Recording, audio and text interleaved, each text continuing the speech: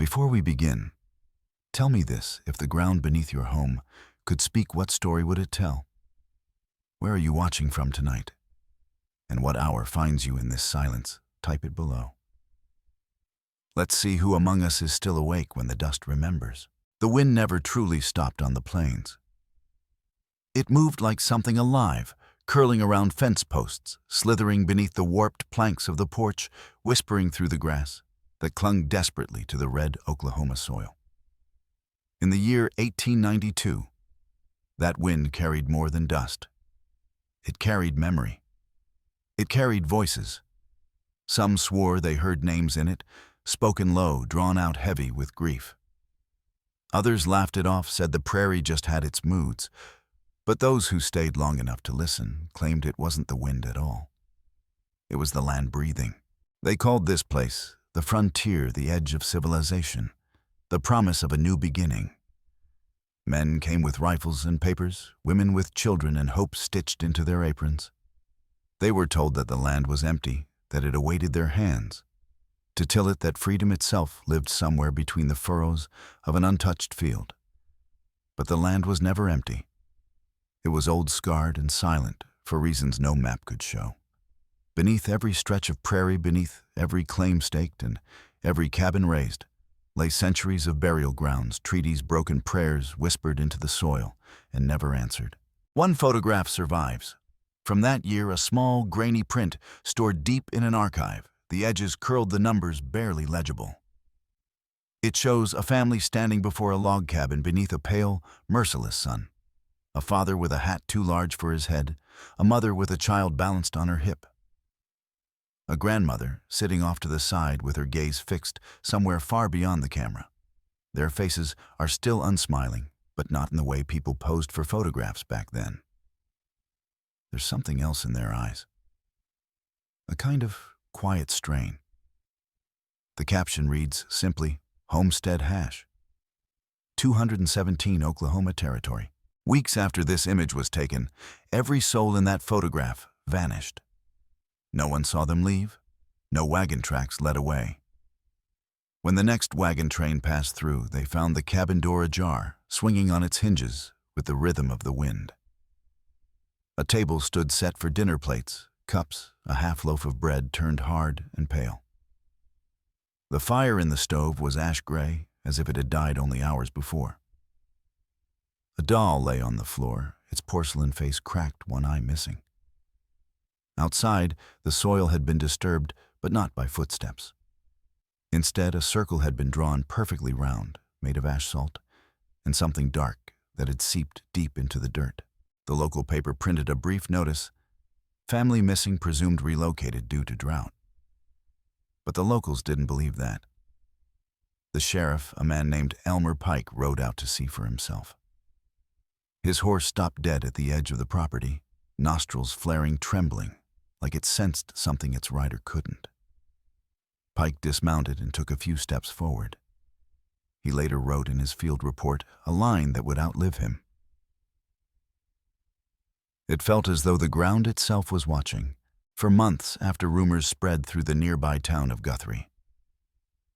Some said they had seen faint lights on the horizon where the Brigham homestead had stood, moving slow and steady across the prairie at night, like lanterns carried by unseen hands. Others heard voices, children laughing, a woman calling a name that no one remembered.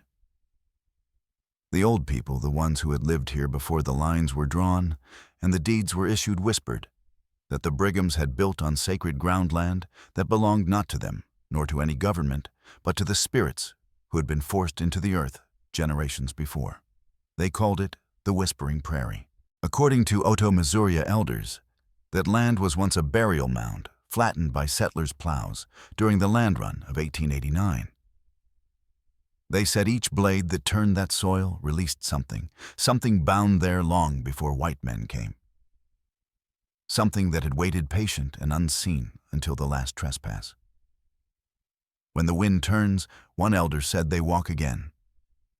Not to haunt, but to remember. The sheriff never went back. His report was filed, sealed, and forgotten. But every few years, a drifter or traveler found themselves lost near that part of the prairie. They would speak later of strange sensations of hearing movement beneath their feet, like whispers rising from the ground. One claimed he saw a figure standing in the tall grass, a woman holding a child, but when he called out, they disappeared into the dust.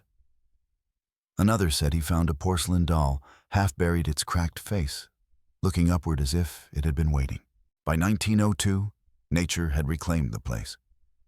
The cabin collapsed into itself, the wood gray and splintered.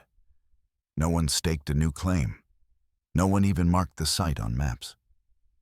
But the wind remembered.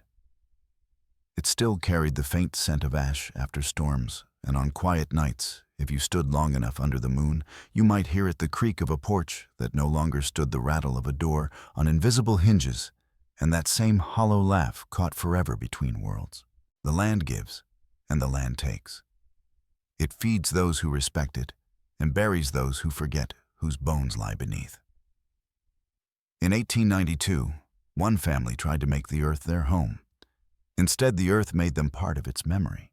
They said the land was empty, but maybe it was never empty at all. The year was 1892. Oklahoma Territory, newly opened, freshly mapped, and already bleeding with dust. The U.S. government called it unassigned land, a phrase as clinical as it was cruel. The newspapers called it the last great frontier. But those who came here, those who dug their hands into its soil and watched their shadows lengthen under the endless sky, soon learned what the land truly was, patient, ancient, and unwilling to forget. They came in waves, thousands of them, drawn by the promise of 160 acres and the fantasy of ownership. Wagons creaked across plains that once belonged to the Muskogee, the Seminole, the Osage, the Oto-Missouri, and the Cherokee. Their wheels carved lines over trails that were already lined with bones. Men carried shovels, women carried Bibles, and children clung to hope like it was a thing that could survive the wind. By the spring of that year, camps had erupted like fever blisters across the prairie. Smoke from cook fires blurred the horizon. The smell of boiled beans, sweat, and unwashed wool clung to everything. The air trembled with noise, axes splitting wood saws, rasping hammers driving nails into stubborn boards. Yet beneath the noise was something deeper, a hum that seemed to rise from the earth itself. At first, no one noticed. Then they began to hear it at night, a low vibration like breath drawn through the hollow of the plains. Among those settlers was a man named Nathaniel Brigham, 37 years old, a veteran of a war that had already faded into memory.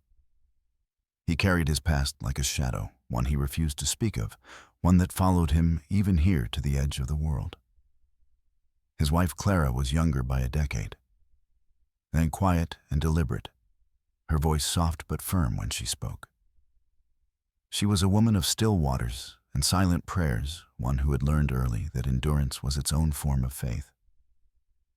With them came their 3 children, Eli 9, eager to prove himself as his father's helper, Mary 6, bright-eyed and curious, and little Ruth, barely old enough to walk her laughter, the last remnant of innocence left in their small world. They were not alone. Traveling with them was Clara's mother, Eleanor Avery, known among neighbors simply as Old Mrs. Avery. She had the look of someone carved from bone and her skin folded by years and her eyes still sharp. She carried an old pouch around her neck tied with sinew. No one knew what was inside. When asked, she said only, "The dirt that remembers." The Brighams built their cabin on a rise overlooking a dry creek bed. It was good land, or so they thought. The soil was dark, easy to till, and the view stretched forever. From the top of the hill, Nathaniel could see for miles the faint outlines of other cabins. The silver flash of a wagon wheel in the sun, the smoke from fires that marked where other families were trying just like them to make the wilderness yield. The first months were full of work. Every day Nathaniel rose before dawn, his boots heavy with dew and dust. The rhythm was always the same cut-split hammer dig. His hands hardened, his shoulders ached, but he was content. He was building something solid, something no war, no government, no storm could take. Clara kept the house and the children, her days filled with endless chores, washing, cooking, patching, praying. She planted a small garden out back, bean squash, and a single rose bush from her mother's garden in Missouri. It never bloomed, but she tended it all the same. At night, when the work was done and the world sank into shadow, they would sit by the fire. Eli would ask about the war, but Nathaniel never answered. Mary would hum songs she half remembered from church. And sometimes, just before the flames burned down to embers, Eleanor Avery would begin to whisper. She spoke not of God, but of the land, how it listened, how it remembered every word spoken above it, how it carried old griefs like roots beneath the grass. Clara would hush her, embarrassed. Nathaniel would stare into the fire, his jaw tightening. But when the wind rose and the cabin creaked, even he couldn't help but glance toward the door. The first sign that something was wrong came in June. Nathaniel had marked the corners of his claim with stones as required by law. But one morning, he found the western marker moved nearly 10 feet. He accused a neighbor of tampering, but there were no wagon tracks, no prints, nothing disturbed except the ground around the stone. He put it back. The next week, it had shifted again. Then came the drought. The creek dried to a string of cracked clay. The corn curled in the heat. The air turned metallic, and the smell of dust filled the lungs. For days the sun hung like an iron coin above the plains, and the world shimmered in a haze of gold and death. Clara prayed for rain, but none came. Nathaniel dug a new well. Each night the sound of his shovel rang out a hollow rhythm against the hard-packed earth. Then one evening, the sound stopped. Clara came out to find him standing motionless at the edge of the pit, the shovel lying at his feet. He said he had struck something. It's wood, he told her, but there's nothing buried out here. Nothing should be. He never spoke of it again. They filled the hole, but by morning, the wind had uncovered it. That summer, animals began to vanish. Chickens disappeared from their coop. The dog barked for hours at an empty patch of field, then fell silent, its body found days later half buried near the well. Nathaniel dismissed it as wolves, but there were no tracks, and the ground near the carcass was smooth, too smooth as if the earth itself had swallowed and spat the creature back. The other settlers had their stories too. A woman named Martha Lane, living 3 miles east, claimed she saw lights moving across the plains at night, lanterns that glowed without flame, gliding in perfect circles before vanishing at dawn. Her son swore he heard chanting carried faintly over the hills. Another family packed and left after their youngest daughter began waking from nightmares, saying a woman in the dirt was calling her name. At the Brigham homestead, the nights grew longer. The air inside the cabin felt heavy-charged, like the pause before lightning strikes. Ruth stopped laughing. She began pointing toward corners of the room, toward shadows, whispering to people who weren't there. Once Clara found her crouched by the window, humming a lullaby that no one in the family knew. When asked who taught her the song, Ruth said simply, "The woman outside." Eleanor Avery grew pale, her eyes sunken. She started placing small stones in the corners of the cabin, muttering words Clara didn't recognize. "The ground is restless," she said. "It's remembering too much." Nathaniel forbade her from such nonsense, but when he removed the stones, the cabin floorboards creaked all night long, as though something heavy walked beneath them. The sheriff passed through in August, doing his rounds. He found Nathaniel gaunt, his beard untrimmed, his hands trembling as he signed the census paper. Clara offered him water, but he refused, said it tasted like tin, like blood. He rode away before dusk. In his journal, he wrote, "Something's wrong with that land. The air feels thick. My horse wouldn't go near the well."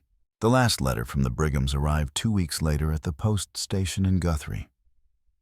It was written in Clara's hand, the ink uneven, as if written by lantern light. "The nights have grown louder. The children hear voices again. Ruth says someone is calling her from the well.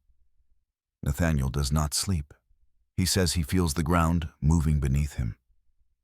I think it wants to be left alone. If this letter finds you, pray for us." It was never answered. Autumn came. The wind shifted. Travelers who passed near the Brigham homestead reported seeing smoke rising where no chimney stood. Some said they heard hammering slow, deliberate, like a man still building something long after he should have stopped. Then one night the wind carried a different sound. A scream. It rolled across the prairie like thunder, then vanished into silence. Days later, a mail rider found the property. The door hung open, banging softly in the wind. Inside, everything was untouched, the plates on the table, the bed neatly made, the clock still ticking. But the family was gone. No footprints, no struggle. Just a circle drawn in ash outside the cabin, perfect, deliberate black against the red earth. The official report called it abandonment. The Territorial Gazette printed a small notice on page 4. Homestead hash 217 vacated due to drought and mental strain. But among the locals another story spread. They said the Brighams had disturbed something beneath the soil, something that had waited in silence until their shovels woke it. By winter, the cabin was empty. Grass began to grow through the floorboards. The wind returned carrying whispers that no one could quite understand. Some nights, faint light flickered on the hill where the house once stood, like lanterns circling slowly in the dark.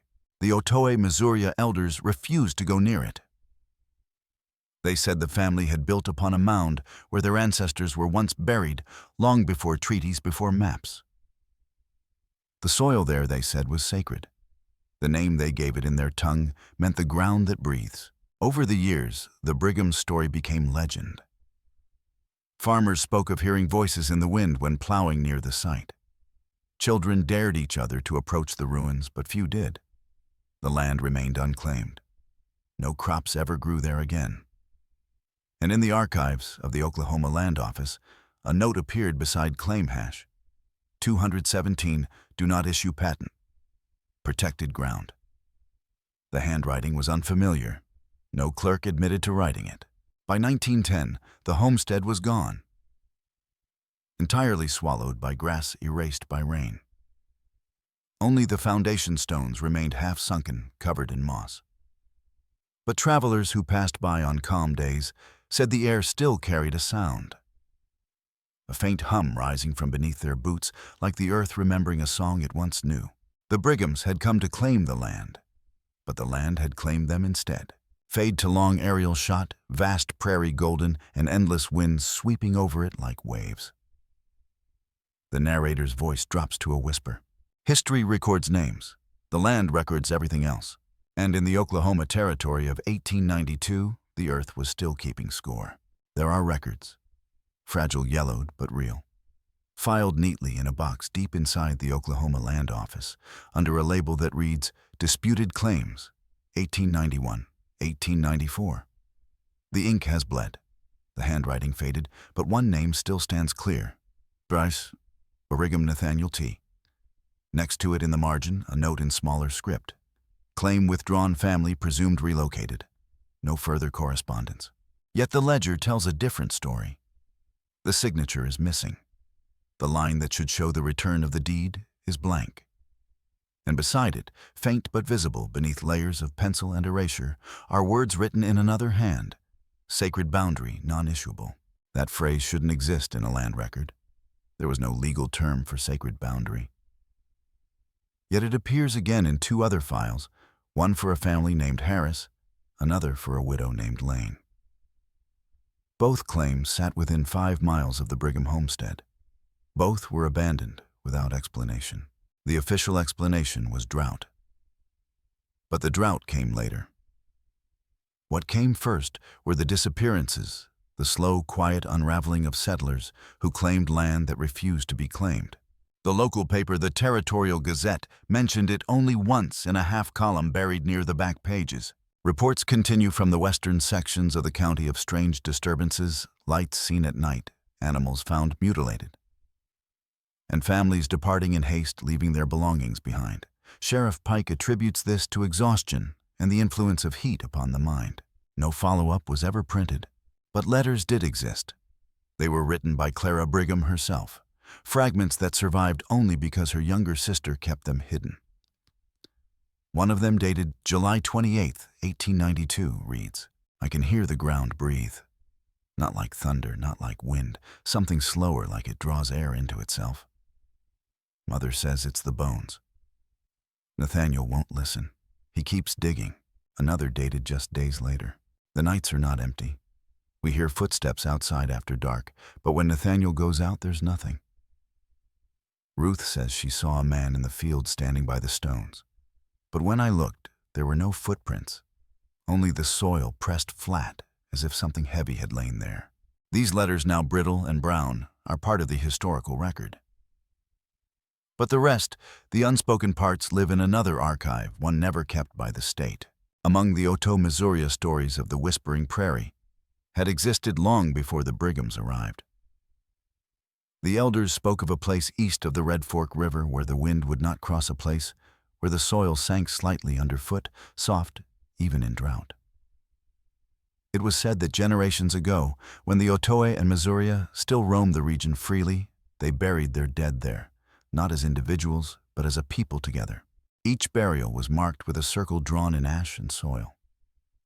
The circle represented the breath of the earth, the endless exchange between the living and the dead. To disturb it was to awaken what slept beneath. The ground does not take kindly to being opened twice, one elder explained. When the land run came in 1889, government surveyors drew straight lines across that very region. They saw no mounds, no stones, only grass. To them the earth was quiet, but the Otoe refused to cross it. Their children were forbidden to play near it. They said the wind there spoke in two tongues, one of memory, one of warning. A man named Henry Alcott, an early surveyor for the land office, left a note in his field journal dated October 1890. Observed strange depressions along Section 12, Township 4. Soil soft texture, unlike surrounding ground. Instruments registered low vibrations, possibly from subterranean cavities. Recommend further geological inspection before settlement. No inspection was ever made. The area was open to homesteading 2 years later. The Brighams' claim sat directly over the coordinates listed in Alcott's note. It's easy now to dismiss these stories as folklore, the natural blending of hardship and superstition. Life on the frontier was cruel. Loneliness played tricks. Wind can sound like voices when it howls through prairie grass. Yet the pattern remains. Each family that settled near those coordinates left behind the same signs, a ring of disturbed soil tools abandoned mid-use. No struggle, no trace of departure. One story preserved in the oral history of the Otoe, Missouri, speaks of a ritual known as the Mourning of the Ground. It was said to be performed only when the earth had been desecrated, when the living had forgotten their promise to the dead. The ceremony involved a circle of ash and cedar and a chant meant to lull the earth back to rest. But if the ceremony was performed too late, if the land had already stirred, the voices beneath would rise. There were whispers that old Mrs. Avery Clara's mother had known something of this ritual. A descendant, perhaps, of someone who had once stood among the Otoe during earlier migrations. Her pouch of dirt, the stones she placed in the corners of the cabin, these were not random gestures. They were patterns, fragments of an older language, one she could barely remember, but somehow feared to forget. In the last months before the Brighams vanished, several travelers recorded strange happenings along the wagon road that skirted their property. A tinker passing through claimed he saw light under the ground, a faint glow blue and shifting like the reflection of lanterns beneath the soil. A preacher on horseback wrote that his mare refused to cross the path leading toward the homestead, pawing the dirt and snorting until he turned her away. Then there is the sheriff's final note, the one never published. His grandson found it years later among family papers, returned to claim 217 after reports of smoke. No structure standing. Found remains of fire circle ash, still warm, though storm passed days ago. Air smelled like iron and rain. No bodies, no birds. Silence too heavy to breathe. He never went back. As the story spread, folklore and record began to blur. The territory settlers whispered that the Brighams had struck a burial chamber while digging their well.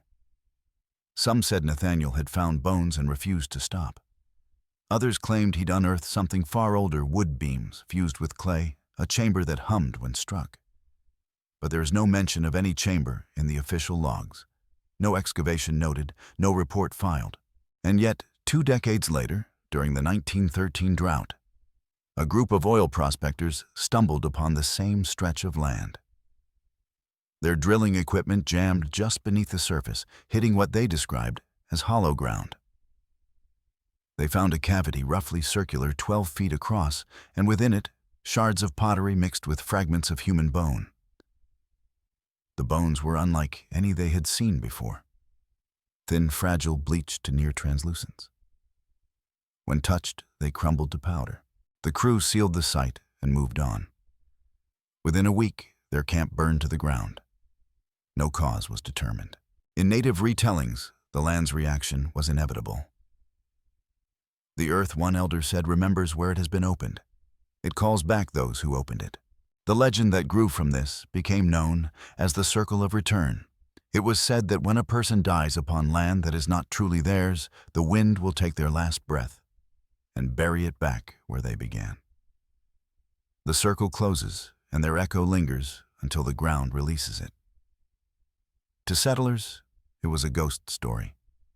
To the tribes, it was simply the order of things. Still, something persisted, a strange factual tether between the folklore and the archive. In 1974, an amateur historian named Evelyn Crane began compiling data on vanished settlements across Oklahoma. She discovered that at least 12 homesteads recorded between 1890 and 1894 had disappeared without clear cause, abandoned, burned, or untraceable. 6 of them sat within a single 5-mile radius all around the coordinates once listed as Claim 217. In a taped interview from 1977, Crane said, "It's not the disappearance that frightens me. It's the pattern. It's the consistency. The land keeps the same story long after people forget how to tell it." The folklore, she noted, wasn't just symbolic. Each disappearance occurred after some disturbance, digging, blasting, plowing deep during drought years. In other words, after the land was opened again. When Crane visited the site, she took photographs. The negatives still exist. In them, the grass lies flat in perfect circles, 2 of them concentric with the center darker than the rest. Locals claimed it was from lightning. But the weather records for that month show no storms. In her field notes, she wrote something that sounds almost like Clara's letter, echoing across 80 years. The ground breathes here. It exhales when I step. The air hums even when the wind is still. Then her entries stop. Her car was found 2 days later on a county road, keys still in the ignition doors open. The negatives were recovered from the passenger seat. She was never found. Fact and folklore had merged completely by then, each feeding the other. Historians spoke of unmarked graves of lost tribal mounds erased by agriculture. The Oto-Missouri elders spoke of the soil reclaiming what was taken. Both told the same story, only in different tongues. A retired surveyor who worked the area in the 1950s once said, half in jest, that land don't want to be owned. Every time someone puts their name on it, the earth takes it back. And maybe that's the truest record of all, the one written not in ink, but in silence. Because in Oklahoma Territory, there are places where history won't stay still. Where the lines drawn by man blur and sink, and the ground itself seems to rise in protest. Places like the Brigham Claim, where the prairie hums at dusk and the air feels charged heavy, almost listening. They say if you stand there long enough, the wind shifts direction. It begins to move around you in a circle. And just before dark, when the light dies and the sky turns the color of ash, you might hear it. The faint sound of shovels striking earth and a woman's voice whispering through the grass, calling a name that history has already forgotten. Long, slow fade. The camera drifts over the plain's twilight, bleeding into shadow. A single gust sweeps across the field. A circle of flattened grass forms, briefly visible, then gone. The record ends. The legend continues. And the land still breathes. The records end, but the sightings begin. By the autumn of 1893, the Brighams were gone, absorbed into rumor, erased from report. Yet their absence left a presence, The land they had claimed became a wound that refused to close. No crops grew there. No one stayed for long. Even the grass behaved differently, thicker, darker, bending, always in a single direction, as if pushed by an unseen tide. It began quietly the way all hauntings do. A rancher named Caleb Dyer, driving cattle east toward Guthrie, claimed that one night his herd refused to move past the old Brigham claim. They bunched together at the fence line, eyes rolling, white breath steaming in the cool air. The moon was full. The prairie glowed silver. Dyer climbed down from his wagon, shouted, cracked his whip, but the animals would not cross. Then he saw it, lanterns. Not one, but several. Small yellow orbs floating low to the ground. They moved in a circle, slow, deliberate, silent. At first he thought it was another camp, maybe settlers he hadn't met. But the lights kept their distance, gliding smoothly across the field. He shouted again. The lights stopped. For a moment the night went still. Then, one by one, they began to sink, disappearing into the earth, as if swallowed whole. Dyer didn't sleep that night.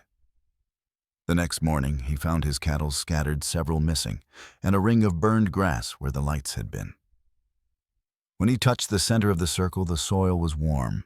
His story spread through the neighboring settlements, though most dismissed it as exaggeration, an old man frightened by mirages. But not everyone laughed. A preacher passing through the region a month later recorded something eerily similar in his travel diary. On the second night, I camped near the hollow where the Brigham family once lived. Near midnight, I awoke to see faint light through the tent walls. I stepped outside and beheld a circle of flame upon the plain. Not fire, but light that moved like breath, rising and falling without smoke. I felt the ground hum beneath my feet. I prayed aloud, but the sound died in my throat. He left the territory the next day and never returned. By 1894, the stories had multiplied.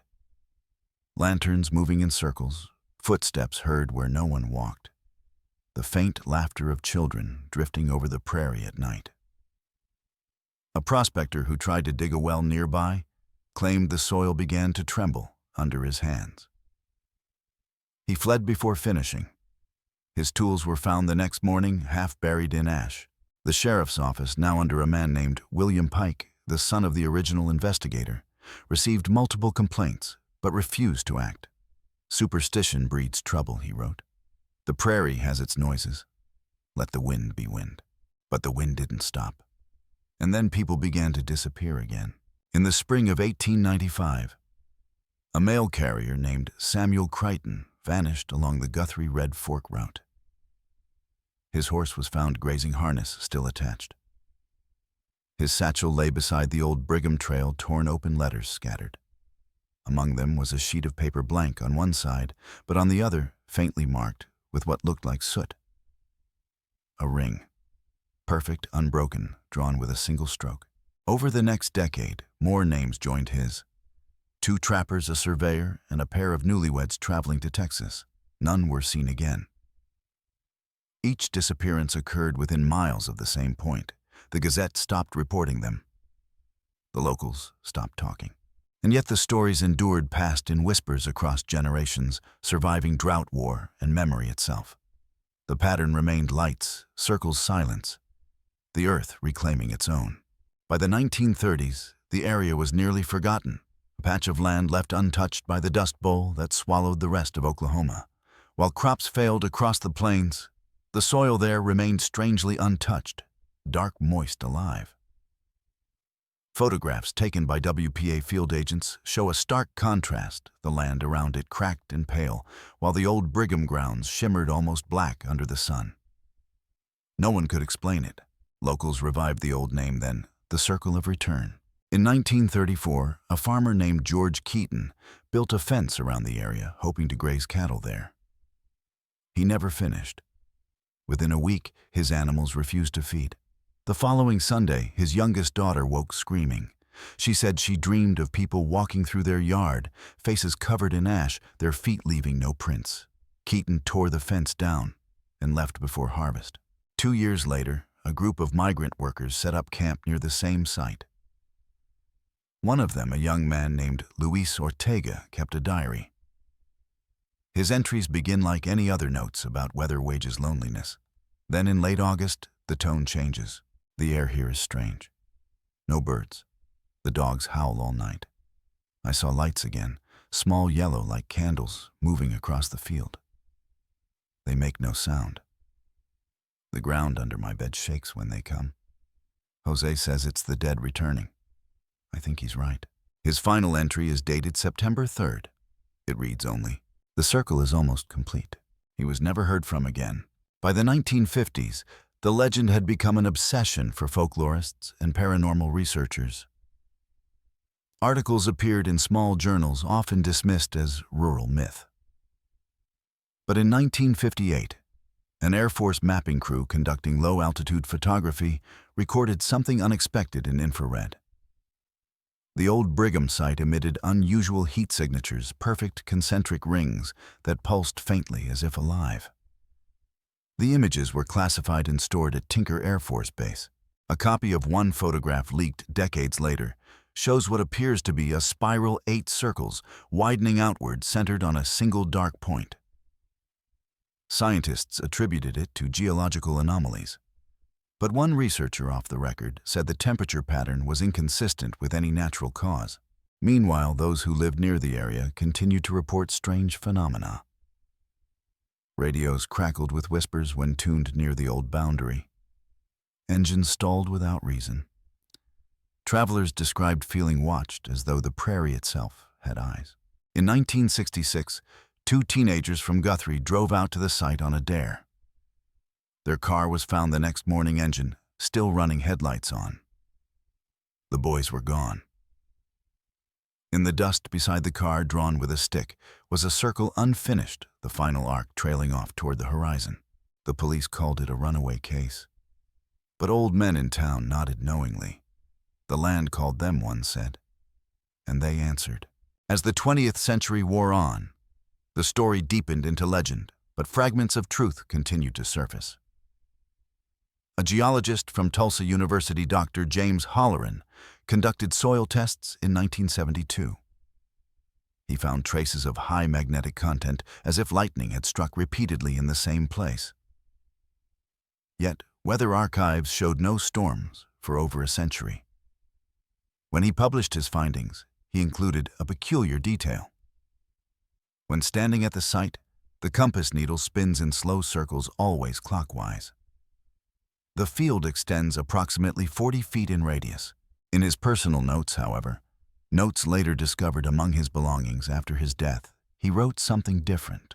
There are voices here, very low, like the rumble of distant trains. When I place my ear to the ground, I can almost make out words. They are not in English. He never returned to the site. Then came Evelyn Crane, the historian who vanished in 1978.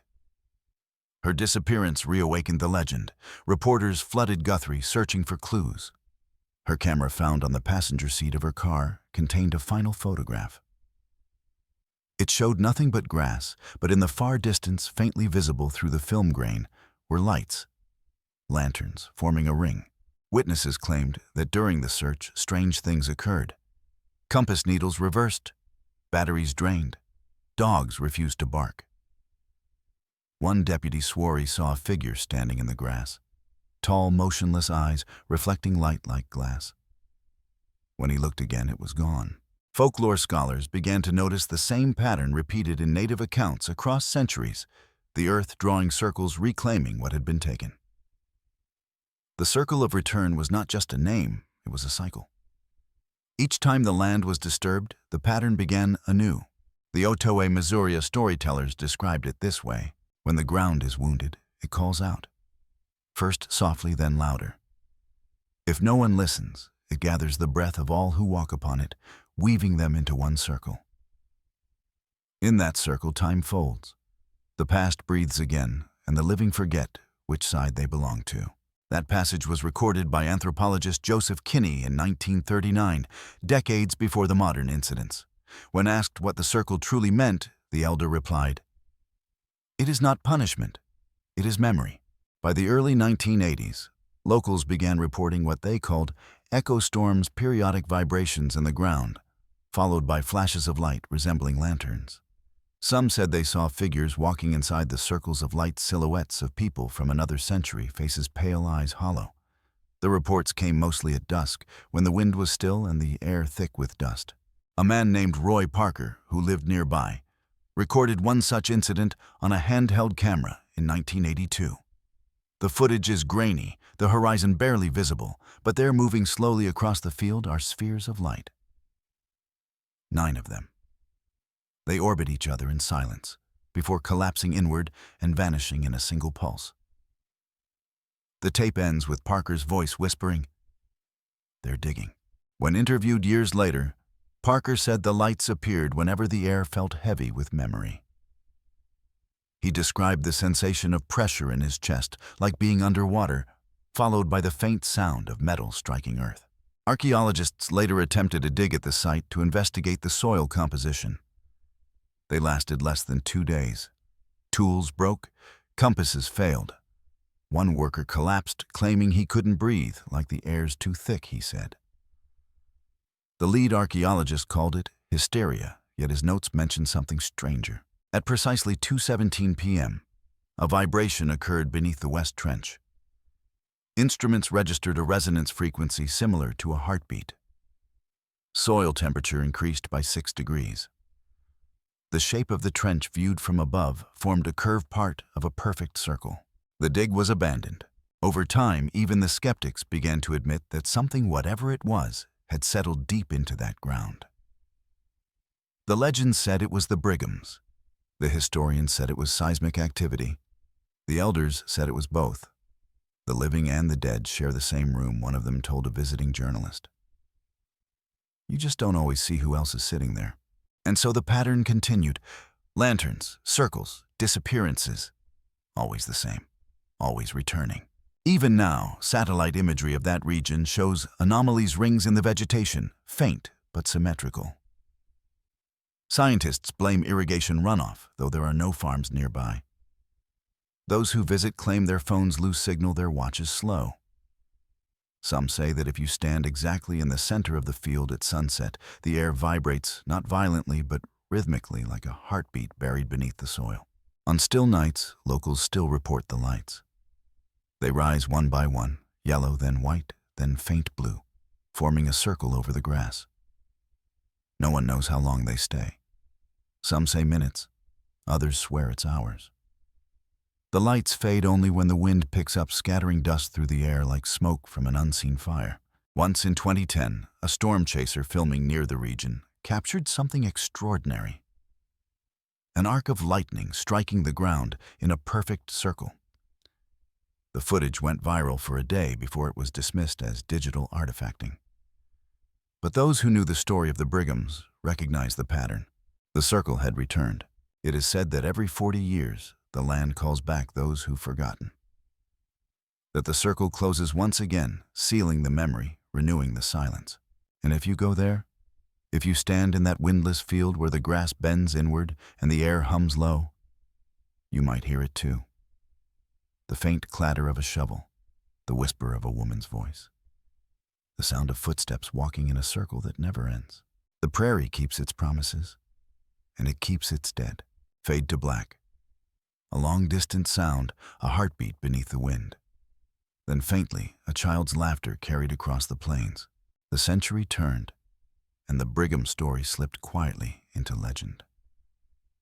But history, like the land, never rests. It waits beneath archives, beneath dust, beneath the weight of disbelief, until someone dares to dig again. The first to return with official authority was the Works Progress Administration in 1937. A team of field interviewers tasked with collecting oral histories from frontier families reached Guthrie and heard the whispers. Their report was meant to capture the struggles of the homesteaders, weather war poverty, but one interviewer, Eleanor Finch, recorded something unexpected. In her transcript labeled Interview Hash 42, Oto Nation Informant, a man named Little Eagle Greyhorse spoke of a ceremony performed for the land that swallows. He described an ancient compact between soil and soul, broken when settlers drove iron into sacred earth. His final line reads, "When the circle opens, the dust remembers every foot that crossed it." Finch sent the transcript to Oklahoma City. The file was stamped cultural superstition, no follow-up required. Yet attached to the same envelope was an unsent letter found decades later in her estate. In it she wrote, "I have seen the field myself. The compass spins, the grass grows against the wind. There is something breathing out there, and it knows we are watching." After that entry, Finch's name disappears from the WPA payroll. By the 1950s, science took its turn. A small geological survey funded by the University of Tulsa brought seismographs and magnetometers to what was then labeled Unregistered Section 12. The goal was to study localized magnetic interference. The lead geologist, Dr. Harold Layton, published a preliminary note describing periodic subsurface oscillations inconsistent with tectonic activity. He theorized that trapped gas pockets were releasing impulses, creating the illusion of vibration. His instruments, however, told a stranger story. The pulses were rhythmic, spaced precisely 22 seconds apart. Too even for nature, too human for accident. 3 months later, the equipment was destroyed in a midnight fire. Layton filed no further reports, but in his private field notebook found years later by his son, one line stands alone, written in shaking graphite, not gas, voices, recorded at 7.8 hertz, under the soil. When spectrograms of those vibrations were re-examined in 1979 by sound analyst Martha Nguyen, she found harmonic structures that mirrored low-frequency patterns in human speech. Her report concluded, "The signal demonstrates deliberate modulation." In the margin, she scribbled a question never meant for publication. If the dead breathe, what note do they sing? Government interest re-emerged during the Cold War. The U.S. Army Corps of Engineers, suspecting buried ordnance or mineral deposits, cordoned off the tract for a 3-week exploration in 1961. Locals watched from a distance as trucks unloaded crates of sensors and floodlights. The crew erected a perimeter of stakes and wire, each tagged with coordinates. For 2 nights, the lights burned white against the plains. On the 3rd, they went dark. A confidential memo, later declassified, summarized the event in 3 sentences. Operation Red Soil suspended at 0230 hours, following instrument malfunction and personnel distress. Multiple subjects reported disorientation and auditory phenomena. Site deemed geologically unstable, further excavation not advised. One corporal's personal diary recovered after his death expands the picture. "We heard music, not singing, not machinery, like flutes underwater. The ground moved in time with it. My teeth ached. After the withdrawal, the Corps dynamited their test shaft closed. Locals said the explosions echoed for hours, repeating like thunder inside a hollow drum. But if the scientists sought data, the tribes sought balance." That same year, Ottaway, Missouri elders gathered quietly at the edge of the restricted zone. Among them was Old Woman Bluebird, then nearly 90 keeper of ancestral songs. She told a young anthropologist, "You cannot measure what remembers you. The circle is not haunted. It is hungry." Under a moon the color of ash, they performed "The Mourning of the Ground" for the first time in generations. Witnesses recall a ring of cedar smoke drifting across the prairie, the rhythmic beat of hide drums and chants rising and falling like waves. For 3 days, the wind ceased. On the 4th morning, every compass within 10 miles aligned true north again. Then, for nearly 20 years, the lights stopped. Silence, however, is not peace. It is the sound of the land catching breath. In 1974, historian Evelyn Crane reopened the file. Her research fused the bureaucratic with the spiritual. She compared magnetic readings with old tribal maps and discovered something extraordinary. The coordinates of every vanished homestead formed a perfect circle, roughly 6 miles in diameter, centered exactly on the Brigham claim. Within that geometry lay 23 recorded disappearances across 90 years. Crane called it an archive written by the earth itself. She hypothesized that the land functions as a recorder, imprinting trauma into its physical resonance. Her paper was never published, The journal deemed it metaphysical speculation. But before she vanished in 1978, she wrote one final note in her field diary. At dusk, the air turns to glass. I can see reflections of cabins that aren't there. Walls, windows, even firelight. When I walk closer, they fade, but the warmth remains. Folklore scholars later interpreted this as a thin place encounter, a moment where the living landscape overlaps with its memory of itself. Scientists called it mass hallucination. The elders called it the circle breathing. In 1993, a joint archaeological and cultural team attempted the first cooperative excavation between university researchers and Oto-Missouri representatives. They began cautiously mapping only surface anomalies. On the second day, the lead archaeologist, Dr. Linda Carruth, recorded a tremor beneath the central trench. Instruments measured a heartbeat-like rhythm again, this time accompanied by electromagnetic spikes matching those in human REM cycles. At the same moment, tribal consultant Jonas Talltree began a purification ritual nearby. Witnesses remember the air-changing static, lifting hair drums, syncing unintentionally with the oscillations. The data printouts later studied in Norman revealed that the vibrations rose precisely when the drumming began and fell when it stopped, as if responding. Carruth wrote, "Either coincidence or conversation."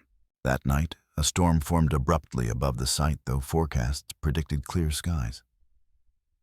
Lightning struck in 4 directions, simultaneously forming a cross around the dig. No one was injured, but every electronic device failed.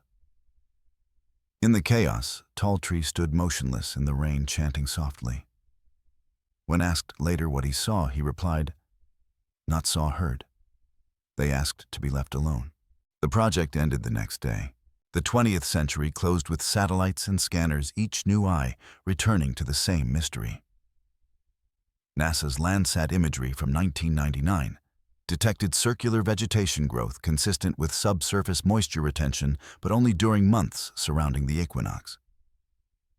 To climatologists, it was an anomaly of drainage. To the Oto storytellers, it meant the circle was awake again, turning with the sun as it once did. Meanwhile, folklore took root online. Amateur ghost hunters posted recordings of low hums. Skeptics debunked them as wind resonance between fence wires. Yet, one recording captured in 2007 contained a frequency not explainable by acoustics, a sub-bass pulse at exactly 7.8 Hz, identical to Layton's 1950s data. The waveform, when visualized, formed a shape eerily like the Oto symbol for return. When tribal historian Rena Graywater saw the image, she smiled sadly. "You call it sound. We call it the land speaking its own language." That same year, Graywater organized a renewal of the Mourning of the Ground, a ceremony meant not to exercise, but to listen. Scholars and filmmakers were invited to observe, though cameras were turned off once the chant began. What happened over those 2 nights is described only in fragments, elders walking slowly in widening circles, ashes of cedar scattered to the wind. Low hums merging with the distant roll of thunder. The final morning, the soil around the old Brigham claim appeared freshly turned, though no tools had touched it. Footprints led nowhere. In interviews afterward, Graywater explained, "They think haunting means fear. It doesn't. It means presence. The earth holds memory the way the body holds breath. When we sing, we remind it how to exhale."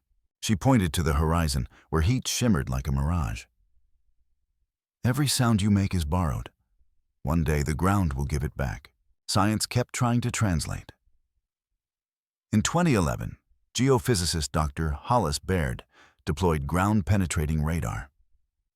Beneath 6 feet of soil, his scans revealed a network of voids, perfectly circular, arranged like ripples frozen in time. The voids emitted faint residual heat, though the surrounding soil measured cool. The patterns matched the frequency of seasonal lightning strikes, yet no metal or conductive ore was present. When Baird's assistant adjusted the sensor gain, an image emerged on the monitor, an almost symmetrical spiral ending in a point. Baird laughed nervously. "Nature loves circles," he said.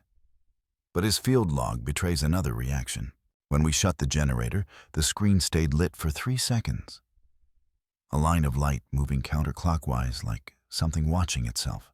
He returned the next month to continue readings. The generator failed again. His crew quit after one worker collapsed, claiming to hear children singing underground. The following year, during drought conditions, eerily like those of 1892 wildfires erupted across central Oklahoma. Satellite infrared scans showed one area conspicuously untouched, the 6-mile ring surrounding the Brigham site.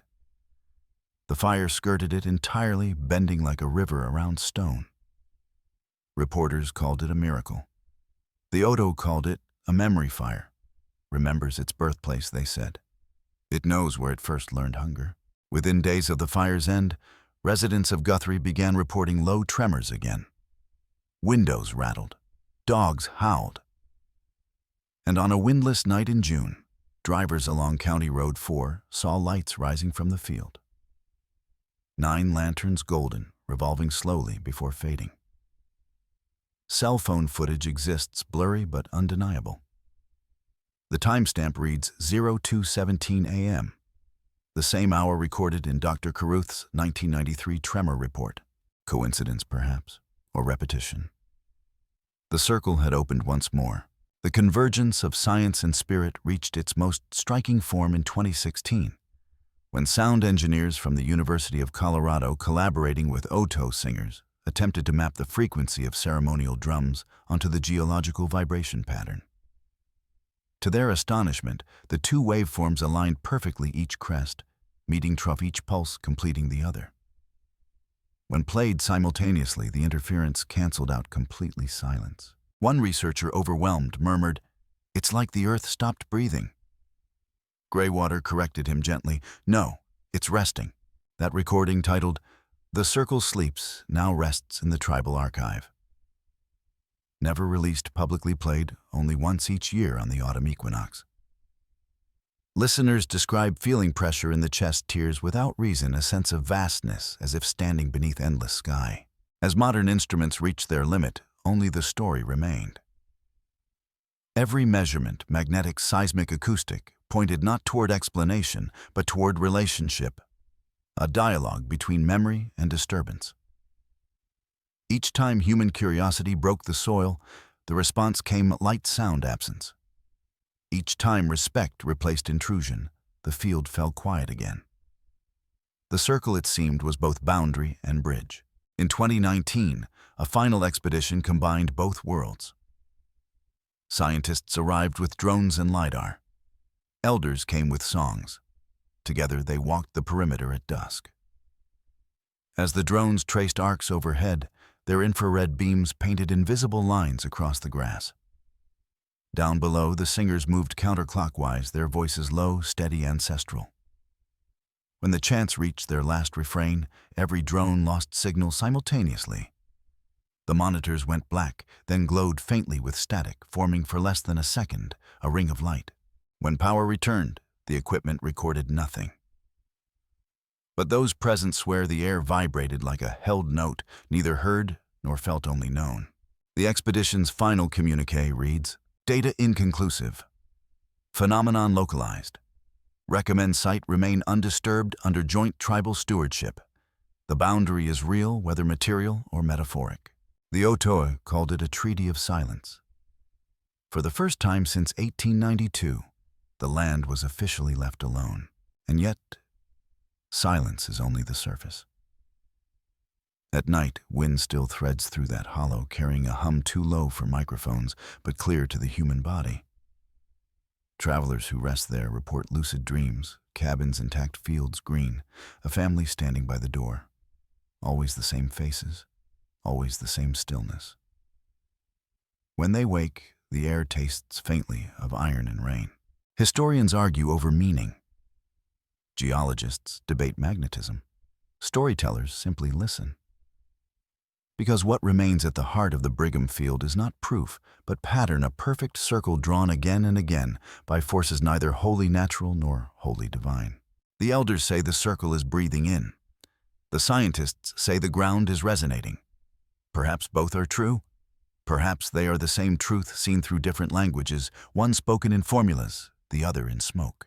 When asked what the legend teaches, Rena Greywater answered softly, "Science measures what is visible.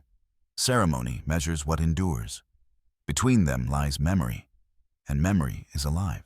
Her words could have come from Clara Brigham's final letter, or from Evelyn Crane's field diary, or from the trembling hand of any who have stood in that windless place and felt the earth listening back. All say the same thing in different ways, that the frontier was never empty. That the soil beneath Oklahoma's red horizon still holds the rhythm of every heart it has ever taken. Camera drifts low across the prairie.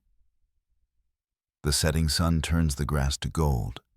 The shadows of invisible figures stretch and vanish. A low hum rises, half thunder, half breath. The records end where the chants begin. The science fades where the songs grow stronger. Somewhere between them, the truth waits, buried, breathing, patient. And as the wind gathers, curling once more into its eternal spiral, the voice of the narrator falls to a whisper. The circle remembers, and it is listening still. The boundary between what is remembered and what is real has always been thinner than we imagine.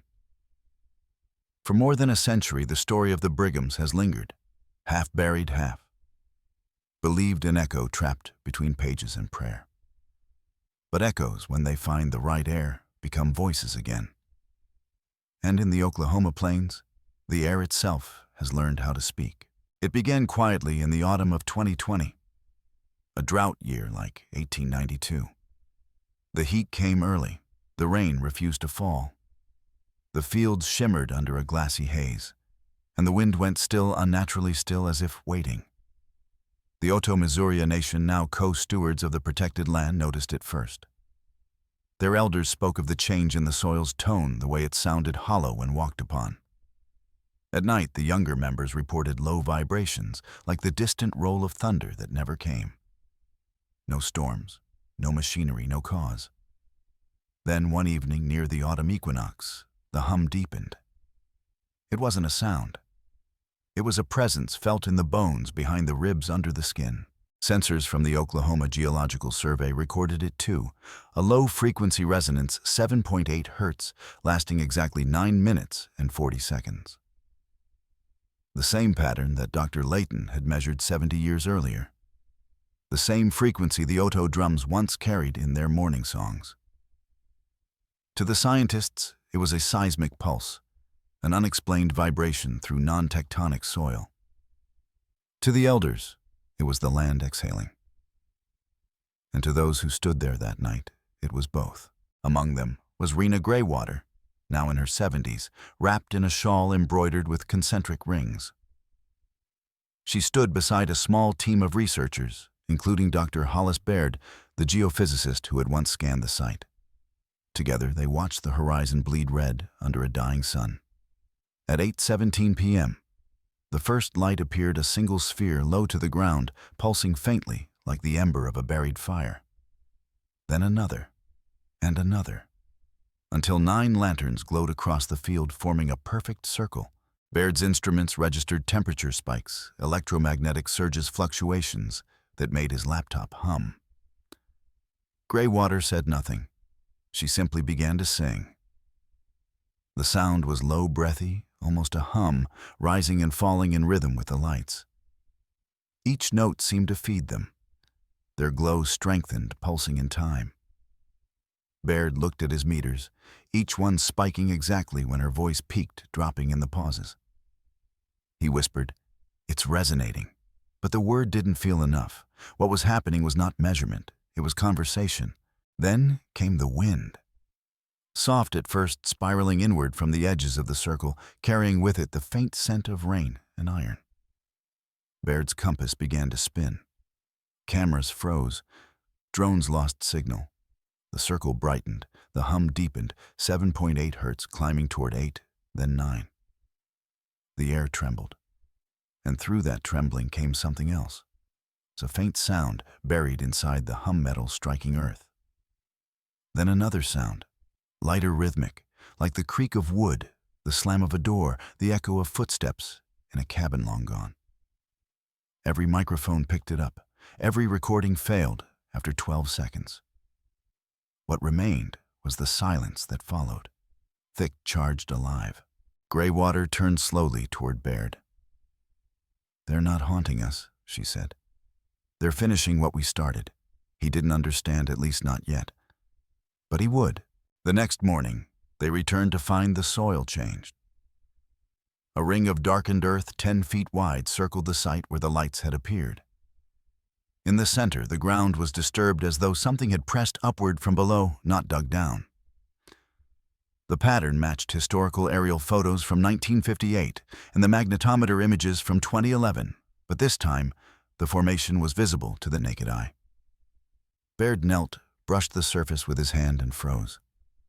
The soil was warm, not sun-warm, but pulse-warm. Beneath his palm, he could feel faint vibration, steady and slow like a heartbeat. He called for instruments, samples, measurements. But Greywater stopped him. "This isn't for measuring," she said. "It's remembering." That afternoon, the tribal council and the research team convened inside a temporary tent near the site.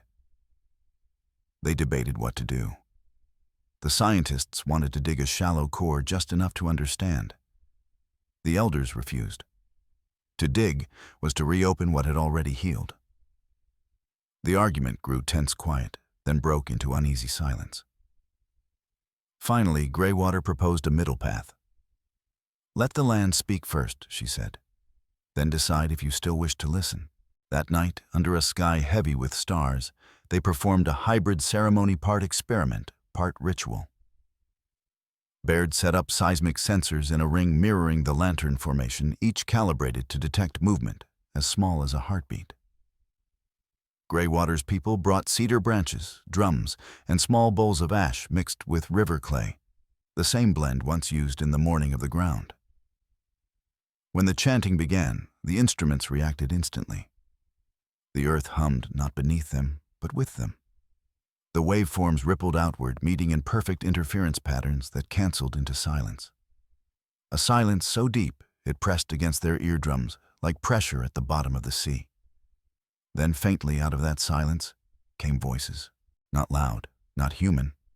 A layered murmur, hundreds of tones folding over each other, men, women, children, all speaking as one.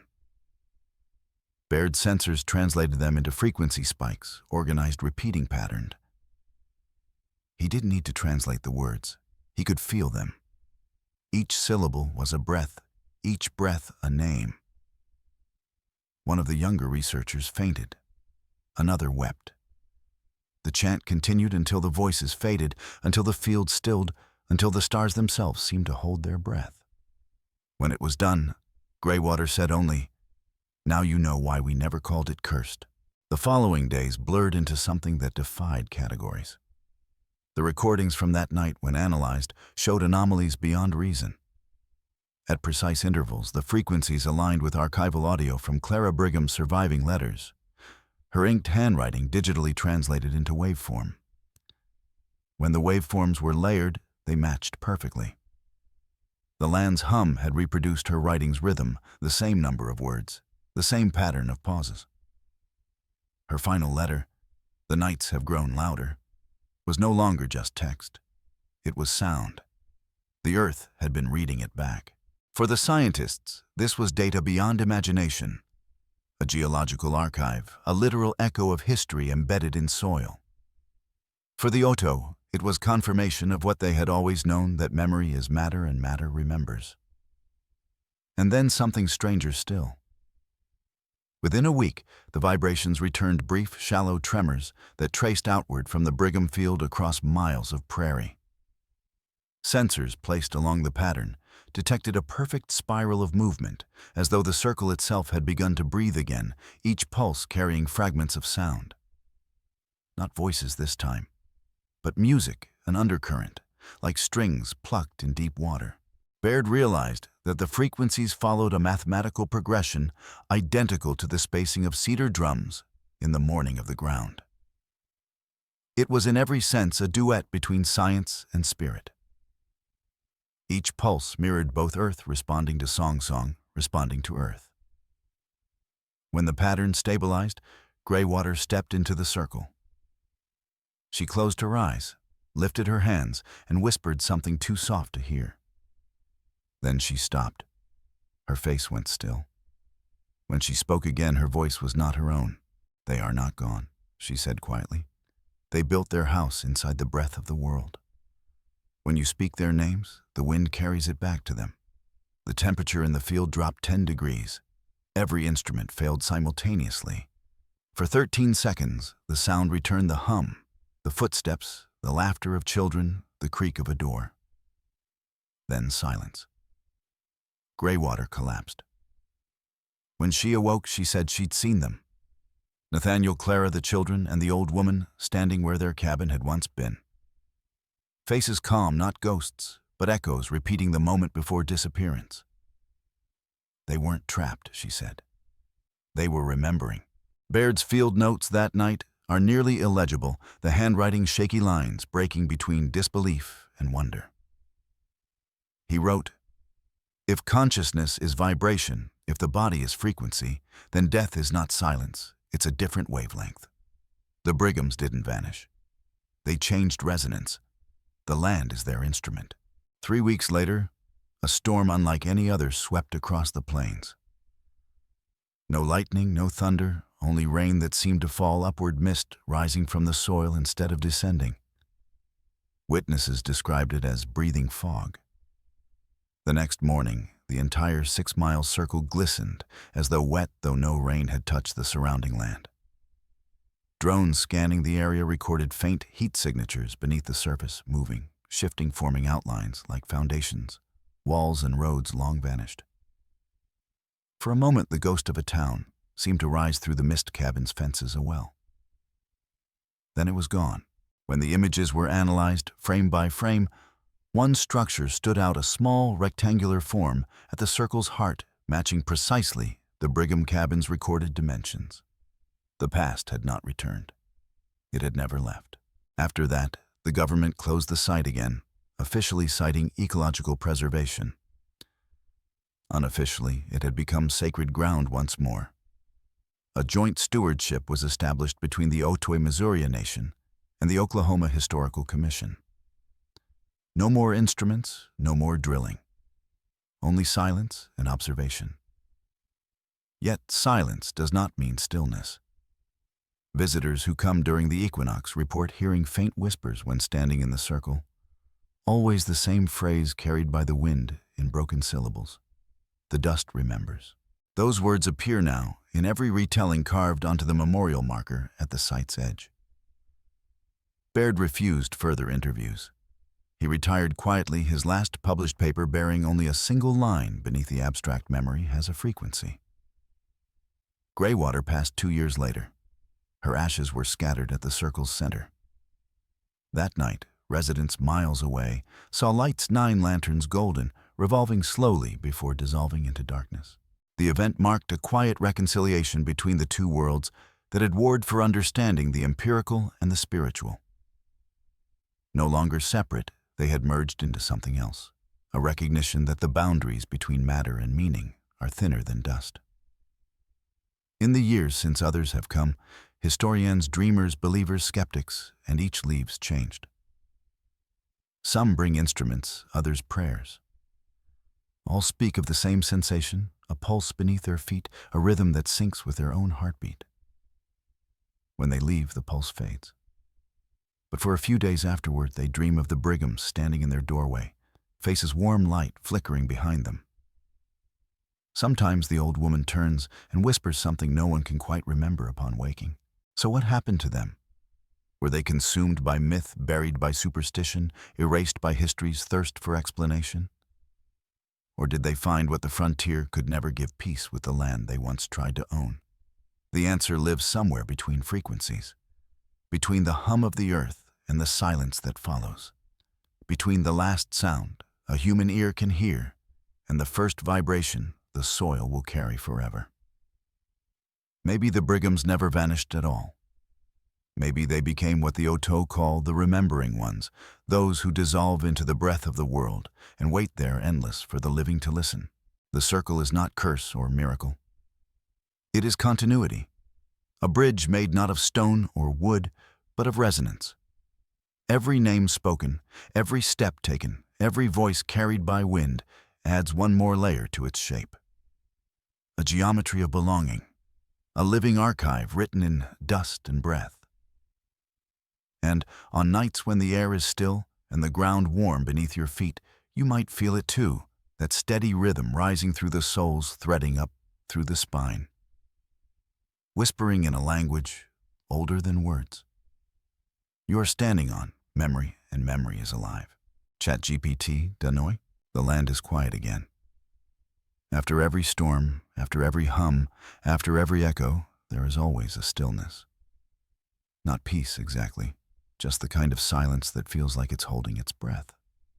The Brigham field lies under that silence now, covered in tall grass and the soft shimmer of Oklahoma heat.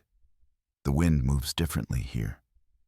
It circles gentle, but constant, tracing invisible rings through the prairie, like memory rehearsing its own shape. A wooden sign stands at the edge of the field. It bears no monument, no statue, only a single line. Carved into its weathered face, the dust remembers.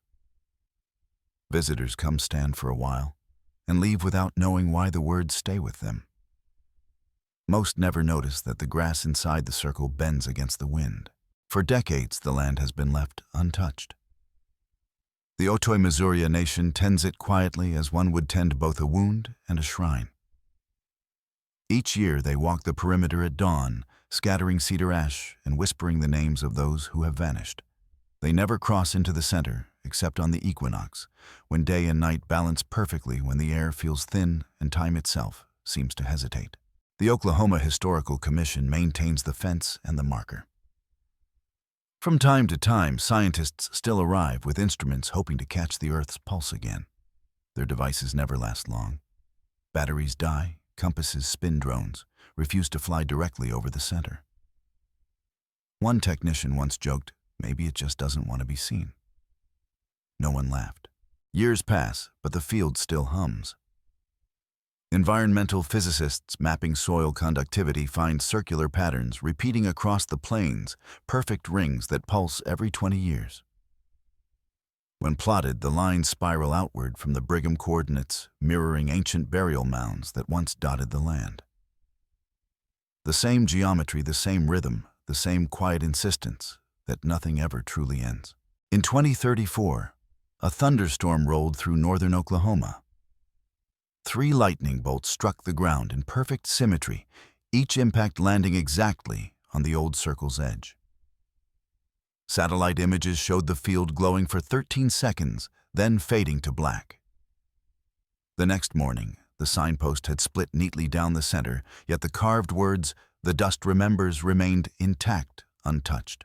The story could end there on mystery and coincidence. But endings are a human invention. The land doesn't end. It waits. In 2041, a child wandered from a family picnic near the site. She was found hours later sitting calmly in the tall grass, unafraid. When asked if she'd been alone, she said no. The people in the wind had stayed with her. Her voice was soft but certain. On her hands was a faint layer of gray dust.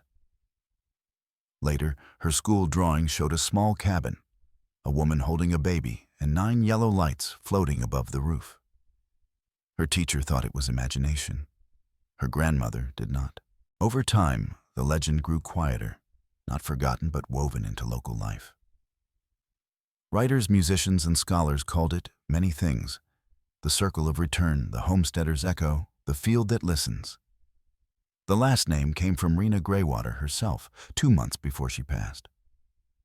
In a final interview, she said, "The land remembered what it felt like to be listened to.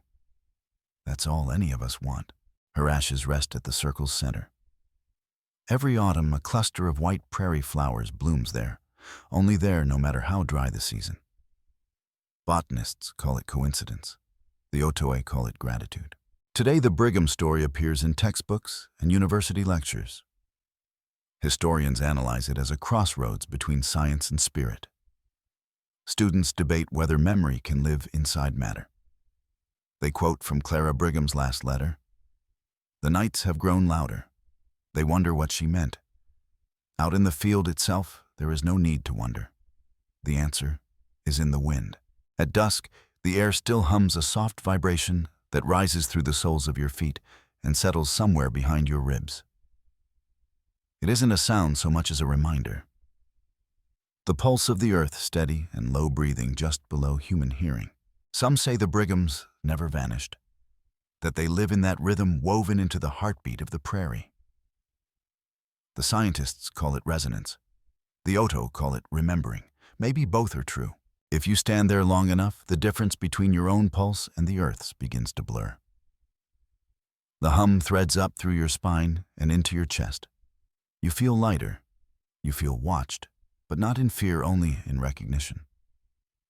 The air seems to whisper your name, as though the ground itself is greeting an old friend. And for a moment, you understand. The Brighams were never a warning. They were a mirror. A reminder that the frontier was never about conquering land. It was about learning how to belong to it. Across generations, people keep returning to this place. A farmer whose tractor compass spins. A photographer whose image develops with faint outlines in the background. A traveler who hears music under the wind and hums it without knowing why.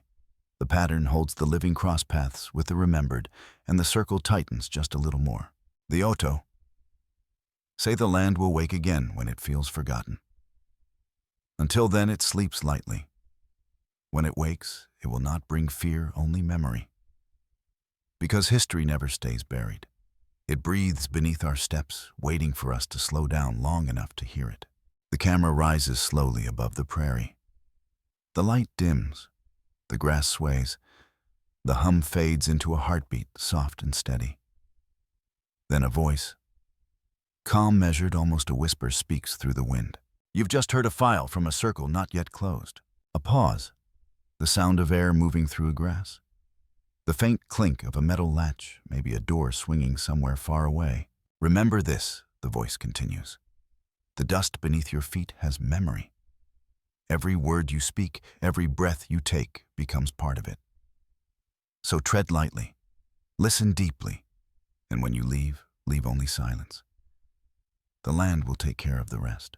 The wind gathers one last time, swirling through the field, lifting dust into a shimmering spiral. The horizon fades to gray. The hum settles into stillness. And beneath that stillness, the circle breathes. Fade to black. Soft drumbeat, 1, 2, 3, then silence. The story fades. But the dust never stops whispering. Tell me in the comments, do you think the past is ever truly gone or just waiting for us to listen again? If you've heard the hum in this story, leave a trace below, and let's see how many still believe the land remembers.